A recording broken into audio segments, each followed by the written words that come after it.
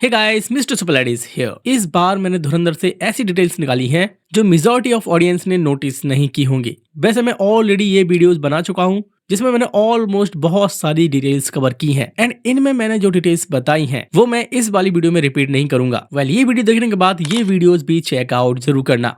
सो ज्यादा टाइम ना लेते हुए लेट्स बिगिन। रहमान डकैत की दी हुई मौत बड़ी कसाईनुमा होती है।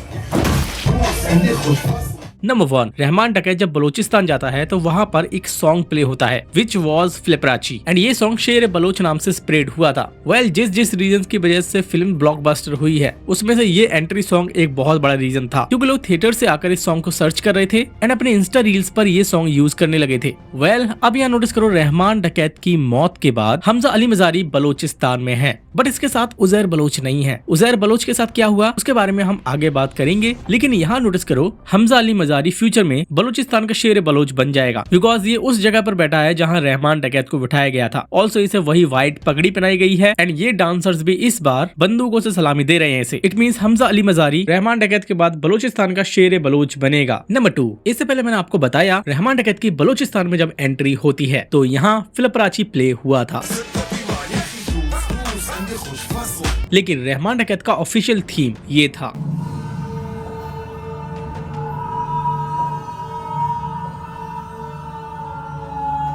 और ये थीम जो आपने सुना है वो ऑफिशियली रहमान डकैत के लिए ही बनाया गया था। लेकिन अगर हम मूवी के एंडिंग में देखें, रहमान डकैत की मौत के बाद जब उजैर बलोच की हॉस्पिटल में एंट्री होती है तब अगेन यही थीम प्ले होता है।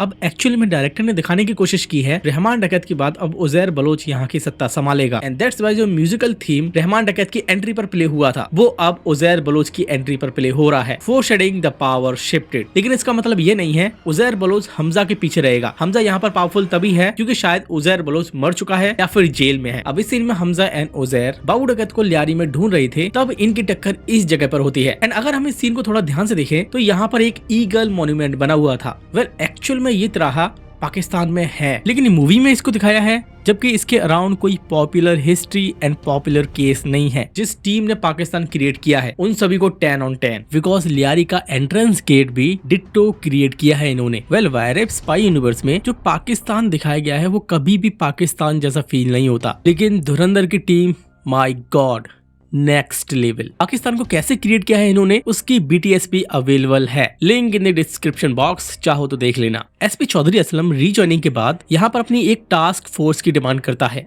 जिसमें ये बताता है लियारी में अगर गंदगी साफ करनी है तो मुझे मेरे लड़के लगेंगे। अब ऐसा इसने एक रीजन की वजह से बोला था। ये बताता है कि पुलिस फोर्स को घूस लेने की आदत है एंड इसकी वजह से ये लियारी में गैंग्स को खत्म नहीं कर पाएगा। उजैर जब बाबू डकैत के गैंग्स मेंबर को खत्म कर रहा था तब पेट्रोल वाले बंदे की फील्डिंग सेट करने के बाद वो यहाँ पुलिस को फोन करता है एंड बोलता है यहाँ पर मुझे पूरी पुलिस फोर्स चाहिए एंड इसका मतलब है पुलिस फोर्स इसके साथ मिली हुई थी क्योंकि ये उन्हें घूस देते होंगे। नॉट ओनली रहमान, बाकी जितने भी गैंग्स थी लियारी में वो भी। हमजा को जब ये लोग मार रहे थे तब यहाँ पर पुलिस आती तो है लेकिन बोलती नहीं है, ना ही इन्हें पकड़ती है। ये शो कर रहा था गैंग्स इतनी पावरफुल हैं, ये लोग पुलिस को कंट्रोल करते हैं घूस खिलाकर एंड दैट्स व्हाई इस सीन में SP चौधरी असलम को लियारी टास्क फोर्स क्रिएट करना पड़ा जिसमें SP चौधरी असलम के खुद के बंदे थे। नंबर 4, अब ये एक ऐसी डिटेल है जो हमें मिर्जापुर में दिखाई गई थी। जैसे यहाँ पर जो कालीन भैया का धंधा था वो था कट्टों का एंड कट्टे यहाँ पर कैसे बनाए जाते थे, गाड़ी एंड ट्रक्स की स्टीयरिंग से। यहाँ जब ये फैक्ट्री दिखाई जाती है तो ये वो फैक्ट्री थी जहाँ पर काफी सारे वेपन्स बनते थे एंड ये फैक्ट्री लीगल फैक्ट्री नहीं थी, सिर्फ वैसी ही फैक्ट्री थी जैसे कि कालीन भैया चलाते थे, इलीगल। अब इस सीन में थोड़ा ध्यान दो, यहाँ में ऐसी कार्स दिखाई गई हैं जो काफी पुरानी थी एंड प्रोबेबली इन्हीं का मटेरियल एंड स्टीयरिंग के यूज से यहाँ पर ये वेपन्स बनाए जा रहे होंगे एंड इसीलिए इसमें एक बहुत बड़ी कमी थी, ये गर्म बहुत जल्दी हो जाते थे जैसा की उजैर ने बताया था। नंबर 5, इस सीन में हमजा मॉल में यलीना के साथ कपड़े खरीद रहा होता है। पहले हमजा ऐसे फंकी कपड़े चूज करता है लेकिन यलीना उसे मना कर देती है एंड क्या तुम्हें पता है रणवीर सिंह के मीम्स भी इन कपड़ों को लेकर बहुत बने हैं एंड आदित्य धर ने धुरंधर में मीम्स को बड़ी स्मार्टली इंक्लूड किया है। जैसे आलम जूस वाला जब हमजा को इस शॉप पर लाता है तो इसके बोर्ड पर ये लिखा था एंड 99% लोग ऐसे हैं जिसे ये मीम समझ ही नहीं आया। वेल, जिनको पता है तो कमेंट्स में बताओ ये मीम कौन सा था। Chapter 5 the jinn entry. Sanjay Dutt S Chaudhary Aslam की एंट्री हो रही होती है तब एक गाना प्ले होता है जो ये सॉन्ग था।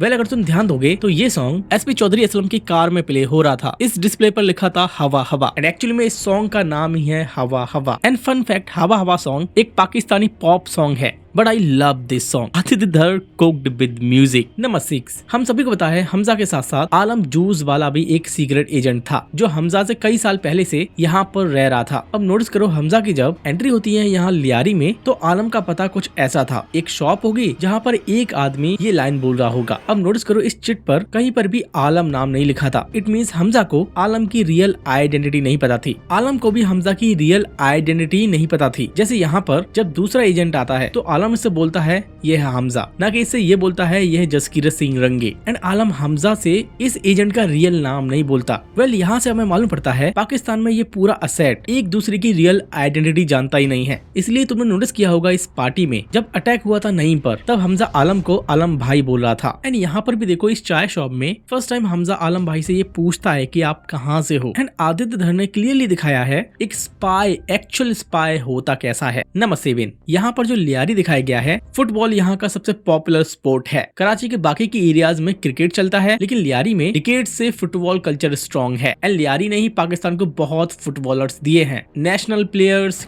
क्लब लेवल लेजेंड्स लियारी से ही निकले हैं। अब यही डिटेल दिखाने के लिए मूवी में यहाँ पर उजैर की गैंग और हमजा को फुटबॉल खेलते हुए दिखाया है। It was the real reference. Number 8, इस सीन में डोंगा जब लियारी के पूरे एरिया को एक्सप्लेन कर रहा होता है तब इनके नाम पॉपअप होते हैं, डोंगा, सियाही। अब इसका नाम डोंगा कैसे पड़ा था ये तो मुझे पता नहीं, बट इसका नाम सियाही क्यों था ये मुझे पता है। इस एक्टर को तो सभी ने नोटिस किया होगा बिकॉज इसके फेस पर ऐसे निशान थे। पहले मुझे लग रहा था रोहल्ला गाजी के फेस पर ऐसे निशान रियल में हो चुके हैं कोई मेडिसिन वगैरह रिएक्शन की वजह से, लेकिन जब मैंने इनकी इंस्टाग्राम पर विजिट किया तो वहाँ ऐसा कुछ नहीं था। यहाँ हम साफ साफ देख सकते हैं इन्हें ये निशान मेकअप के थ्रू दिए जा रहे हैं। नाउ हमारे पास आंसर है इसका नाम सियाही क्यों रखा गया था। अब सियाही नाम का कैरेक्टर रियल में एग्जिस्ट करता था या फिर नहीं, इसके बारे में मुझे कोई इन्फॉर्मेशन नहीं मिली। नंबर 9, इस वेडिंग में रहमान डकैत के 2 बेटे आते हैं, नईम एंड फैजल। एंड नईम जब अपने फ्रेंड से मिल रहा था तब फैजल को आलम ने बुलाया था। एंड अगर तुम ध्यान से देखोगे तो आलम ने यहाँ पर फैजल को सलाम दिया था। वेल ये शो कर रहा है भले ही रहमान का ये बेटा छोटा था लेकिन इसे भी इज्जत मिल रही थी। नंबर 10, इस सीन में रहमान की एंट्री होती है तब यहाँ उसका नाम लिखा आता है रहमान बलोच, लेकिन थोड़ी देर में यहाँ पर रहमान डकैत लिखा आता है। एंड अगर तुम ध्यान से देखोगे पूरी मूवी को तो बाबू के नाम के आगे डकैत लगा हुआ था एंड किसी के भी नाम में डकैत नहीं लगा था। इवन उजैर बलोच के नाम में भी उजैर बलोच को यहाँ पर उजैर बलोच ही बोला गया है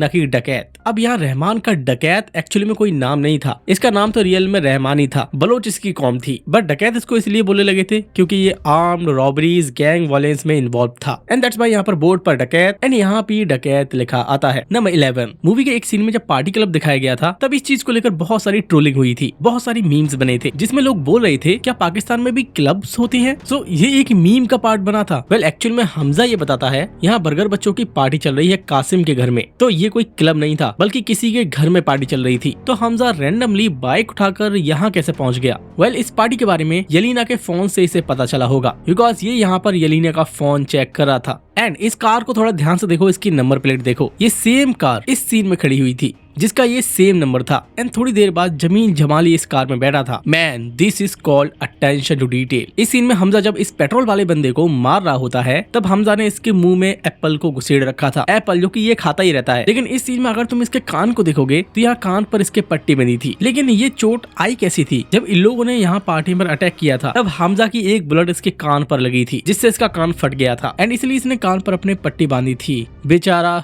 बिना लिए ही मर गया।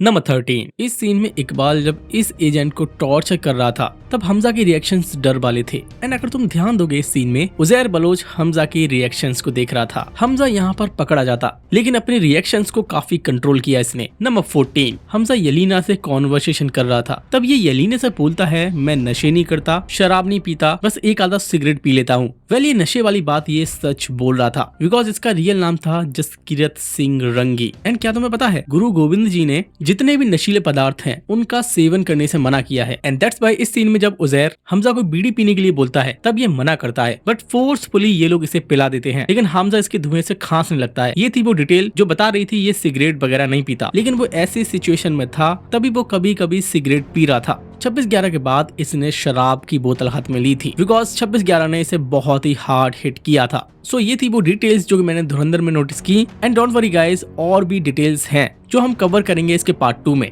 तब तक के लिए वीडियो को लाइक कर देना एंड हाइप जरूर करना। चैनल पर नए हो तो सब्सक्राइब करके जाना, बिकॉज आपको यहाँ पर ऐसी hidden details, decoding and breakdown videos देखने को मिलेंगी। Till then, this is your personal nerd wrapping up for now and see you soon in the next one. दिन भर मोबाइल में लगे रहो, डाटा खत्म, खेल खत्म, खेल खत्म बेटा।